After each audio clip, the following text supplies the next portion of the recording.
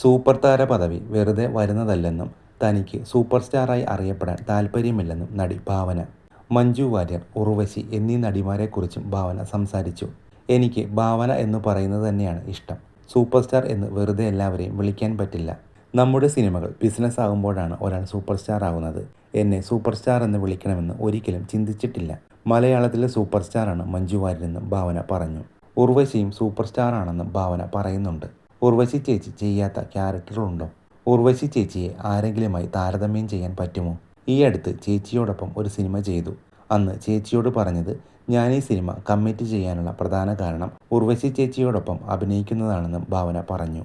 News 18 കേരളയ്ക്ക് നൽകിയ അഭിമുഖത്തിലാണ് പ്രസ്താവന. പ്രതിഫലത്തിൻ്റെ കാര്യത്തിൽ എക്സ്പീരിയൻസും തീർച്ചയായും ഒരു ഘടകമാണ്. പക്ഷേ വേറൊരു കാര്യമുണ്ട്. ഒരു ക്യാരക്ടറിന് ഞാൻ ശരിയായിരിക്കും എന്ന് തോന്നുന്നത് കൊണ്ടാണല്ലോ എന്നെ വിളിക്കുന്നത്. ഷൂട്ടിന് വേണ്ട ദിവസങ്ങളും പോസ്റ്റർ വാല്യൂവും നോക്കിയാണ് നമ്മളൊരു പ്രതിഫലം പറയുന്നത്.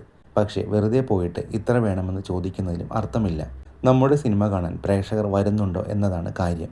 നമ്മൾക്കങ്ങനെ മാർക്കറ്റ് ഉണ്ടെങ്കിൽ ഉയർന്ന പ്രതിഫലം ആവശ്യപ്പെടാം. അല്ലെങ്കിൽ എക്സ്പീരിയൻസും ഷൂട്ടിന് വേണ്ട ദിവസങ്ങളും നോക്കിയായിരിക്കും സാലറി. ഭാവന നായികയായ പുതിയ സിനിമ അനോമയുടെ നിർമ്മാതാവ് കൂടിയാണ് നടി.